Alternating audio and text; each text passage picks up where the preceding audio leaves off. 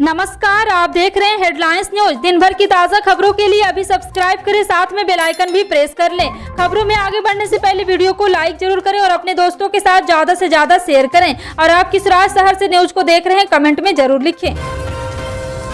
मुख्यमंत्री पद की शपथ लेने के अगले ही दिन पंजाब के सीएम भगवंत मान ने एंटी करप्शन हेल्पलाइन का ऐलान किया था। अब वो एक बार फिर से पंजाब के लिए बड़ी घोषणा करने की तैयारी में है। पंजाब सरकार के आधिकारिक ट्विटर हैंडल के जरिए जानकारी दी गई। इस ट्वीट में कहा गया है कि चीफ मिनिस्टर भगवंत मान की ओर से आज एक बड़ा ऐलान किया जाएगा। इस ट्वीट के बाद से ही कयास लगाने लगे हैं कि आखिर भगवंत मान क्या ऐलान करेंगे। हालांकि उनके फैसले को लेकर स्पष्टता नहीं की है वह क्या घोषणा करने वाले हैं। भगवंत मान पंजाब सरकार के फैसले के बारे में वीडियो संदेश के जरिए जानकारी देंगे। 16 मार्च को सीएम पद संभालने वाले भगवंत मान सत्ता में आने के बाद से ही एक्शन मोड में दिख रहे हैं। उन्होंने सबसे पहले एंटी करप्शन हेल्पलाइन जारी किया था। इसके बाद 35,000 कर्मचारियों को नियमित करने की घोषणा की थी, जो अब तक कॉन्ट्रैक्ट पर ही काम कर रहे थे। यही नहीं, भगवंत मान सरकार की ओर से पूर्व विधायकों की पेंशन में भी कटौती की जा चुकी है। अब हर विधायक को एक समान ही पेंशन मिलेगी।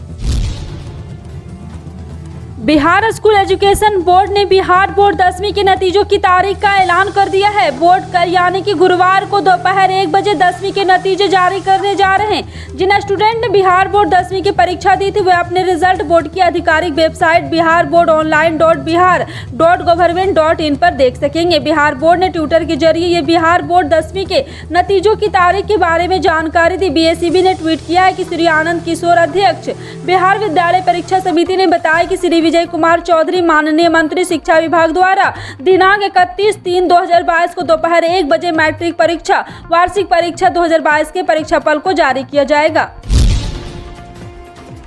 यूपी के मुख्यमंत्री का पद दोबारा संभालते ही योगी आदित्यनाथ बेहद सक्रिय हो गए हैं। उन्होंने नवनिर्वाचित सभी मंत्रियों के लिए एक नई व्यवस्था बनाई है। इसके तहत मंत्रियों को अब यूपी से बाहर जाने से पहले पार्टी और सरकार को इसकी जानकारी देनी होगी। उन्हें बिना जानकारी दिए यूपी से बाहर की अनुमति नहीं दी जाएगी। जी हां, आपको बता दें कि सरकार मंत्रियों की फिजूल खर्ची पर भी लगाम लगाने जा रही है। मंत्री अब मन मुताबिक बड़ी गाड़ियां, घरों और दफ्तरों में फर्नीचर या अन्य फिजूल खर्चे नहीं कर सकेंगे।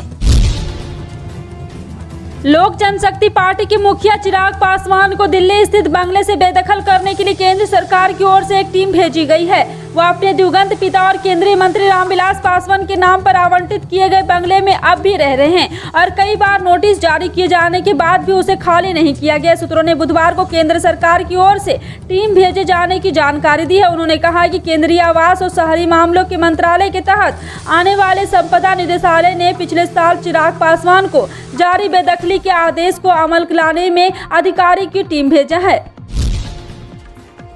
हिमाचल प्रदेश में विधानसभा में पहले मई-जून में नगर निगम शिमला के चुनाव होने हैं। ऐसे में सभी दल तैयारियों में जुटे हैं। पंजाब में प्रचंड जीत दर्ज करने के बाद आम आदमी पार्टी ने भी इस चुनावी समर में उतरने की तैयारी कर ली है। आम आदमी पार्टी के राष्ट्रीय संयोजक और दिल्ली के मुख्यमंत्री अरविंद केजरीवाल 6 अप्रैल को मुख्यमंत्री के गिरा जिला मंडी से रोड शो कर चुनावी शंखनाद करेंगे। केजरीवाल की चुनौती को कांग्रेस के वरिष्ठ नेता और हिमाचल प्रभारी राजेश शुक्ला ने खारिज कर दिया है। राजधानी शिमला में बुधवार को नगर निगम चुनाव को लेकर आयोजित बैठक के लिए पार्टी मुख्यालय पहुंचे शुक्ला ने कहा है कि आपका हिमालय में कोई प्रभाव नहीं पड़ेगा।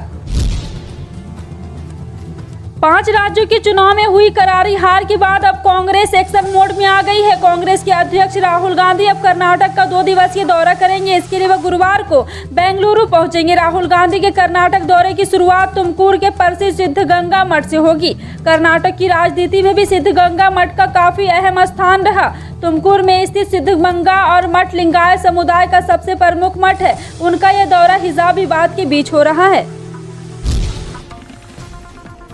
राज्यसभा की 13 सीटों पर 31 मार्च को चुनाव। 4 राज्यों में बड़ी जीत मिलने के बाद भी भाजपा को लगेगा बड़ा झटका। जी हां, आपको बता दें कि राज्यसभा में बड़े बहुमत की उम्मीद लगाए भाजपा के लिए 31 मार्च का दिन बेहद ही खास होने जा रहा।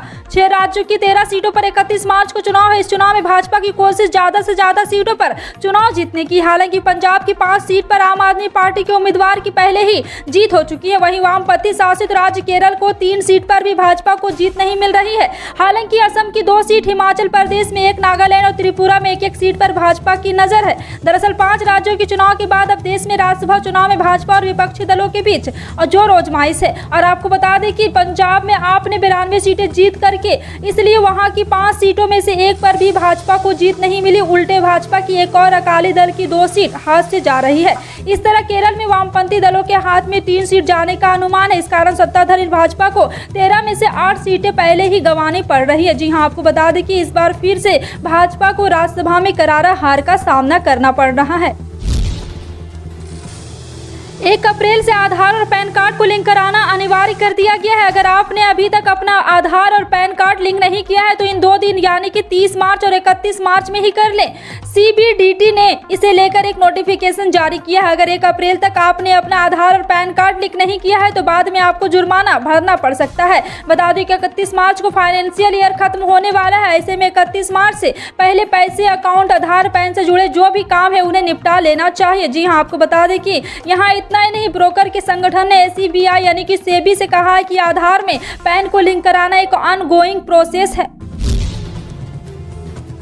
उत्तर प्रदेश की विधानसभा चुनाव में भारी बहुमत हासिल करने वाली भारतीय जनता पार्टी के लिए अब उस सदन यानी कि विधान परिषद में भी बहुमत हासिल करने का मौका है। अवसर तो समाजवादी पार्टी के लिए भी है, जो विधानसभा चुनाव में हार की भरपाई विधान परिषद में स्थानीय प्राधिकार कोटे की 36 सीटों के चुनाव में भारी जीत से कर सकती है। 6 साल पहले 2016 में सपा ने इन्हीं 36 में से 31 सीटें जीतकर विधान परिषद में बहुमत के साथ दबदबा कायम किया था। विधानसभा चुनाव में यादव मुस्लिम मतदाताओं का एक तरफा समर्थन पाने वाली सपा ने उस सदन में अपना दबदबा कायम करने के लिए इसी फॉर्मूले पर भरोसा किया है। पुष्कर सिंह धामी खटीमा से चुनाव भले हार गए हों, लेकिन उत्तराखंड के भाजपा विधायकों की बैठक में सबसे बड़ी कुर्सी पर कब्जा बनाए रखने में कामयाब रहे। 21 मार्च की शाम तालियों की गड़गड़ाहट के बीच उन्हें एक बार फिर इस पहाड़ी प्रदेश का मुख्यमंत्री चुना गया। पार्टी के नए छत्रप धामी खटीमा सीट पुराने प्रतिनिधि भवन में कापड़ी के हाथों 7,273 वोटों से हार गए थे। इससे उन्हें गहरा झटका लगा। हालांकि उनकी पार्टी ने राज्य में शानदार जीत दर्ज की। धामी ने 70 सदस्यीय विधानसभा में भाजपा के 47 सीटों पर लगातार दूसरी जीत पर पहलू से नेतृत्व किया। इस बार मार्च में ही गर्मी तल्ख तेवर दिखाने लगी है। अभी से ही अप्रैल व मई महीने जैसी गर्मी का एहसास होने लगा है। तापमान में लगातार होने वाली वृद्धि ने लोगों को परेशान किया हुआ है। आने वाले दिनों में कोई राहत मिलने की उम्मीद नहीं नजर आ रही। मौसम विभाग की वेबसाइट के अनुसार मंगलवार को फरीदाबाद का अधिकतम तापमान 31 डिग्री सेल्सियस दर्ज किया गया। पिछले साल 29 मार्च को अधिकतम तापमान 39 व 30 मार्च को 38 डिग्री सेल्सियस दर्ज किया गया था। 7 साल के आंकड़ों के बीच बात करें तो इस साल सबसे अधिक गर्मी है। देश में पिछले 24 घंटों में कोरोना के 1,233 नए मामले सामने आए और 31 लोगों की मौत हुई। वहीं एक्टिव केस की अगर बात की जाए तो 14,704 हो गई है और डेली पॉजिटिविटी रेट में 0.20% अब तक कोरोना के 521 लोग मौत हो चुकी है। पिछले 24 घंटे में 1800 से ज़्यादा मरीज कोरोना से ठीक हुए हैं, जिसके बाद कोरोना से ठीक होने वाले का आंकड़ा 42,487,410 तक पहुँच गया है।